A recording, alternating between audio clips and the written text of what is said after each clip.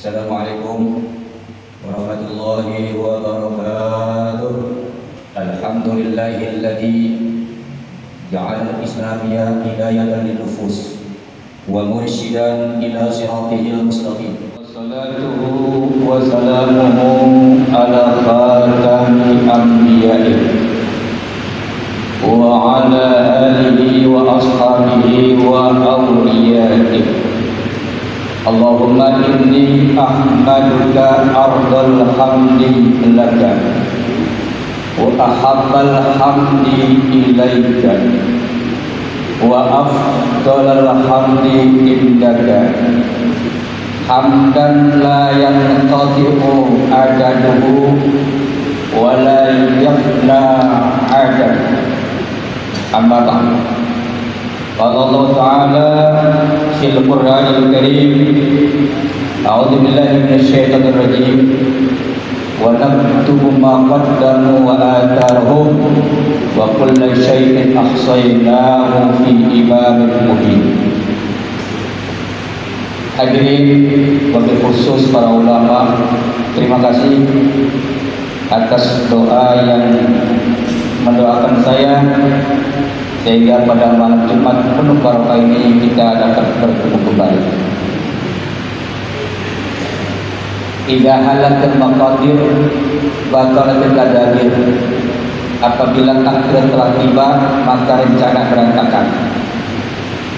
Kadang-kadang kita mau berusaha sesuatu yang terbaik, kadang-kadang tiba takdir datang. Ada orang mau nikah besok hari, sudah ngundang, tiba-tiba calon pengantinnya meninggal dunia, takdir, batal semua rencana. Malam ini saya mengambil tema menjaga lidah. Hadirin muslimin rahimakumullah. Dalam keterangan ilmu balaghah, guru kita pesan, idza nasakhta fa'auziz fa inna kasratal kalami yunsi ba'dahu ba'dahu.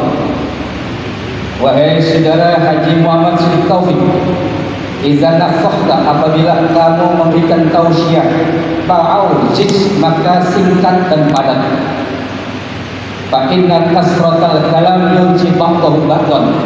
Sesungguhnya banyak ngomong akan melupakan sebagian akan sebagian yang lainnya. Mustami'in kalau mendengar khutbah Jumat yang disampaikannya singkat, padat tapi mengena, itu umumnya senang. Sebaliknya ada khatib panjang lebar, penjabarannya pun panjang lebar tapi tidak mengena. Maka menurut ilmu balaghah, aujiz, singkat saja tapi penuh berisi. Innal hayata aqidatun wa jihadun. Sesungguhnya kehidupan ini merupakan keyakinan dan merupakan perjuangan. Jadi kita ini diberikan panjang umur, sehat badan. Ini keyakinan kita apa? Kita harus punya prinsip. Apa prinsip kita? Kita punya rencana. Rencana kita kalau perlu setinggi langit. Kalau seandainya rencana kita cuma 1 galang 2 meter, itu berarti kita sedang berusaha. Innal umara wa intolak qasirun. Sungguhnya umur manusia walaupun panjang dia pendek. Fir'aun itu usianya 400 tahun, dia mati. Namrud usianya ratusan tahun, dia mati. Nabi Adam 1000 tahun wafat. Nabi Nuh 950 tahun wafat. Innal umara wa intolak qasirun. Sesungguhnya umur manusia walaupun panjang dia mati. Kenapa? Karena dia manusia.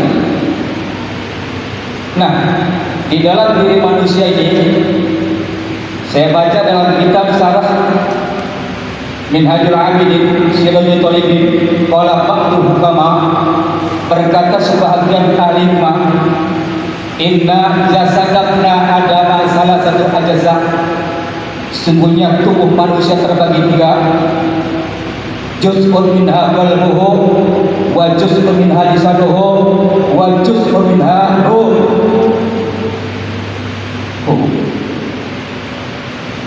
Sebagian dalam diri manusia adalah hati, sebagian dalam diri manusia adalah lidah, dan sebagian diri manusia adalah jawari anggota. Maka kata ulama, fa'akrimil lisana bil ma'rifat wa tauhid, muliakan mulutmu dengan ma'rifat kepada Allah dan bertauhid kepada Allah.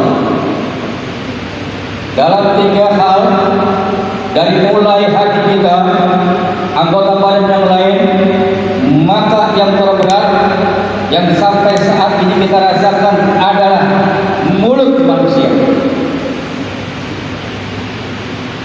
Saya kasih bocoran di dalam kitab namanya Hidayatul Muwaffiqin ila Siratul Mustaqim, pada halaman 45. Di sana dikatakan bukia anna mura'atan bil madinati di zamani Malik bin radhiyallahu anhu qasalat imra'atan, bahwa sesungguhnya ada seorang perempuan di Madinah di zaman mazhab Malik bin Anas di Madinah. Qasalat imra'atan, seorang wanita memandikan mayat wanita. Kalau di kampung saya Amir, laki-laki meninggal dimandikan oleh ambil laki-laki, yang wanita dimandikan oleh yang wanita. Ketika mandi, faltasafat yaduha ala farjiha, tiba-tiba tangannya nempel di atas kelaminnya, kemaluannya. Masya Allah. Bayangkan, nggak logika kan menurut kita, tapi ini dibuktikan oleh Allah Subhanahu Wa Taala. Kudu menjaga mulut ketika dimandikan. Kalau bahasa kita nyegokin lagi dong. Tiba-tiba tangan orang yang memandikan nempel di kemaluan si mayit wanita.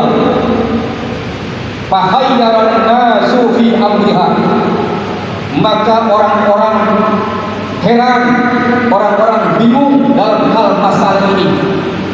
Hal tuqtahu iyadul ghasilati aw farjul majitati, apakah yang akan dipotong tangan perempuan yang memandikan atau kelamin wanita yang dimandikan? Subhanallah.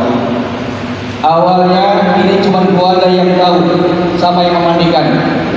Karena hal ini berat, tidak bisa diselesaikan, tangan nggak bisa dilepas. Si yang memandikan mayat menangis, minta tolong, ketakutan.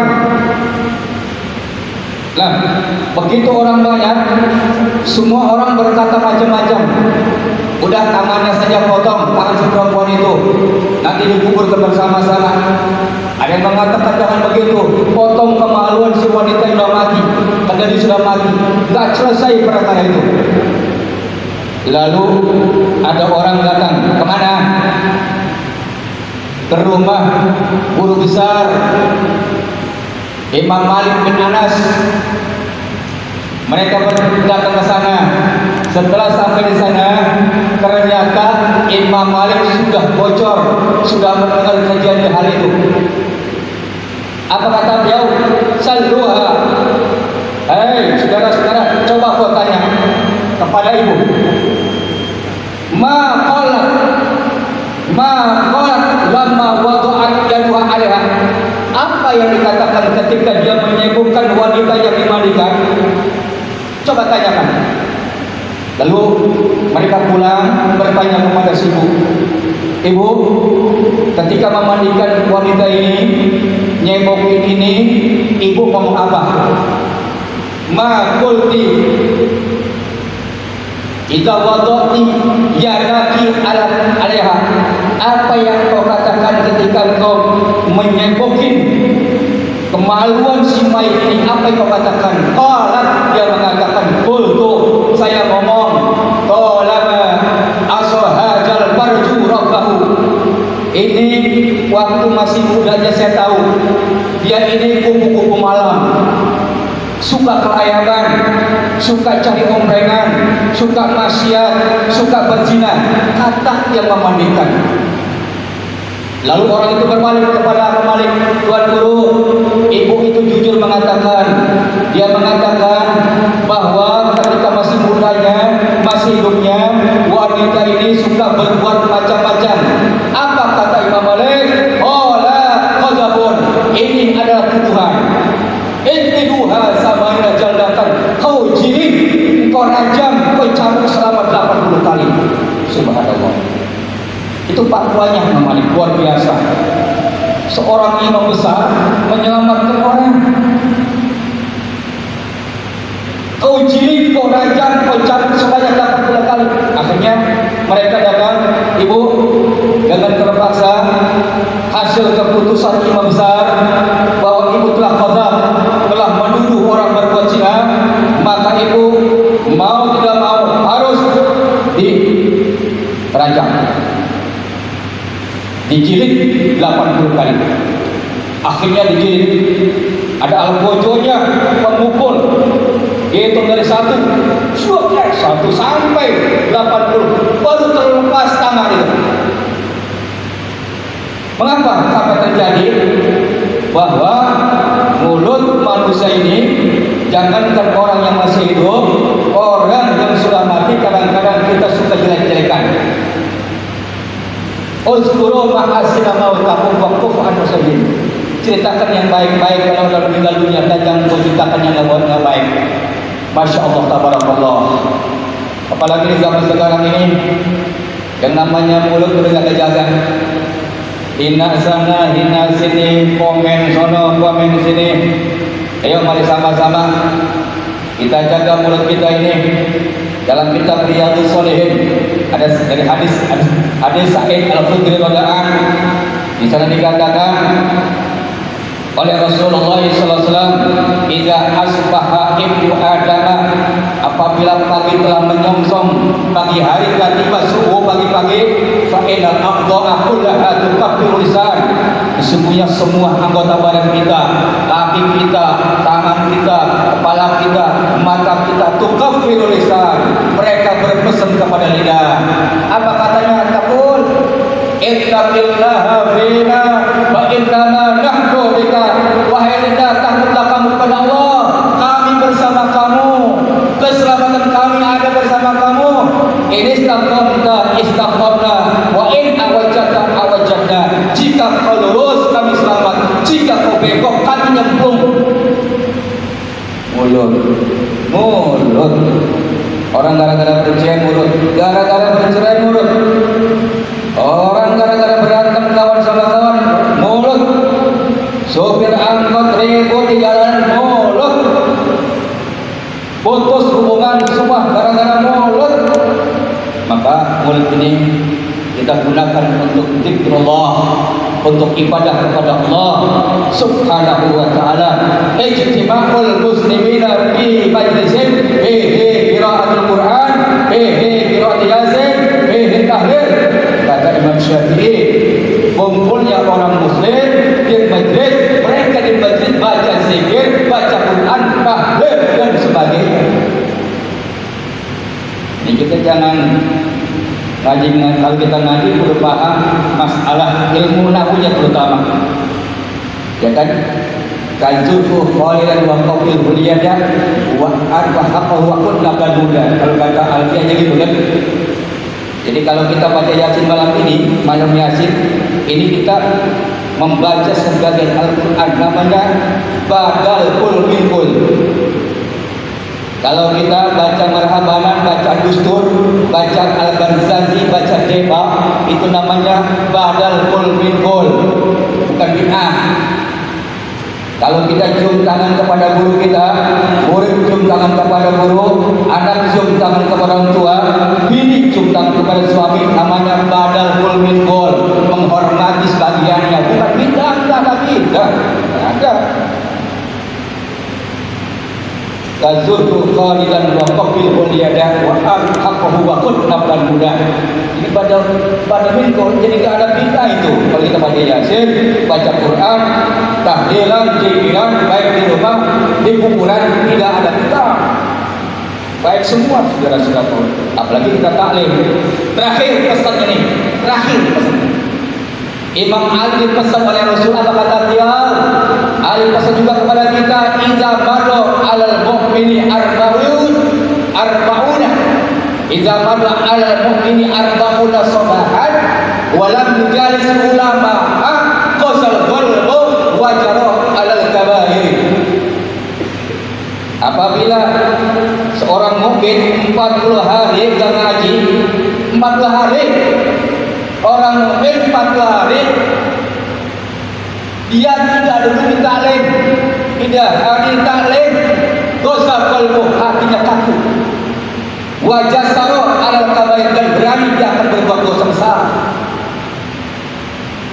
Masya Allah, 10 tahun yang lalu, waktu 10 tahun lalu di Presiden SBY, itu pengajian di mana-mana nih, kecamatan, di kelurahan, di kepolisian, bahkan saya pernah ngisi di kepolisian di Polres ya. Setiap kapolsek itu mengirim utusan kiai-kiainya, luar biasa itu. Kenapa? Karena mereka manusia, perlu santapan jasmani, perlu santapan rohani, perlu ngaji. Jadi kalau kita nggak ngaji keras nih, Masya Allah, kita akan senang ngaji. Padahal kalau kita nggak ngaji 40 hari, hati kita kaku, beku, jauh dari Allah Subhanahu Wa Taala. Mudah-mudahan dengan kita sering hadir di majelis taklim, insya Allah hidup kita menjadi barokah. La raddallahu ahlal barzakhi ila dunya la atau majalisal ilmi wal zikri walau aqwan. Kalau Allah mau kembalikan ahli kubur ke dunia, niscaya mereka akan datang perkara yang didatangi majelis ilmu dan zikir, walau mereka datangnya merangkak. Assalamualaikum warahmatullahi wabarakatuh.